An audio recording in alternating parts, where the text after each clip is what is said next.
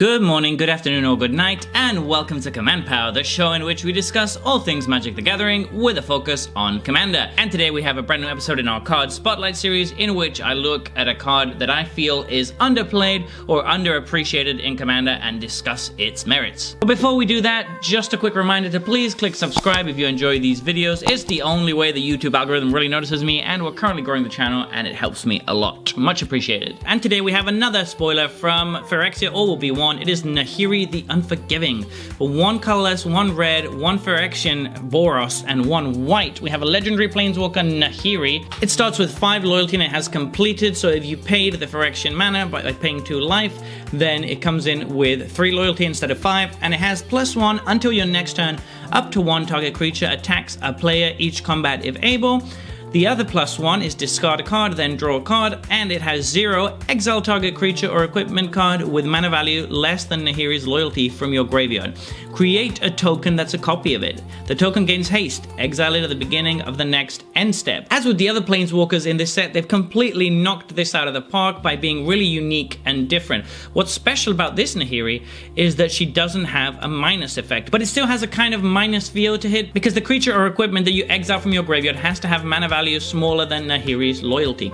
Anyway, let's start with the +1 ability. That one says until next turn, up to 1 target creature attacks a player each combat if able. That seems interesting, but obviously it's not the most powerful ability. That being said, forcing someone's weak creature to attack into someone else in Commander can be really nice. If they have something that they're just keeping back because of the static ability, forcing it to attack and putting it into danger might be an interesting use of this card and might let somebody gobble up something quite dangerous. The other +1 is quite nice too. It says discard a card, then draw a card. So obviously rummaging is always decent, and red has a lot of ways to take advantage of this, and the fact that it fuels the third ability is really nice. So you're going to be dumping stuff into your graveyard, which then you can reanimate with the third ability, which is the real meat of the card. That's the most interesting ability, particularly since this is a Boros planeswalker. It's an ability that feels a bit odd in Boros, but then again, we have seen similar stuff with the graveyard before in Boros, and it's always nice to see interesting abilities that branch out of what we expect for these colors. The fact that you can just make a copy of a creature in the graveyard and then instantly swing with it is very interesting. So this is going to